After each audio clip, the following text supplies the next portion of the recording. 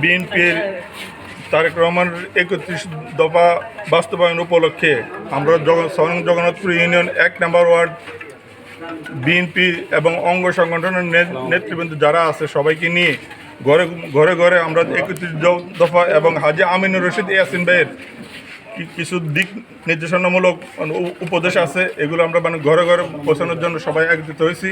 এই মুহূর্তে সবাই আমাদের আরও নেতৃবৃন্দ আসতেছে। ইনশাল্লাহ আমরা ডোর টু ডোর বিএনপির ৩১ দফা বাস্তবায়নের লক্ষ্যে আমরা পৌঁছাই দেব। এই উপলক্ষে আমরা সবাই একত্রিত হয়েছি জগন্নাথপুর গ্রামে। সবাই আমরা অঙ্গ সংগঠনের যারা আছে সবাই ঐক্যবদ্ধ। হাজী আমিনুর রশিদ ইয়াসিনের হাতকে শক্তিশালী করার লক্ষ্যে আমরা সবাই আজকে ঐক্যবদ্ধ। ইনশাআল্লাহ হাজী আমিনুর রশিদ ইয়াসিন ভাইয়ের বিজয় হবে, তারেক রহমানের বিজয় হবে ইনশাআল্লাহ।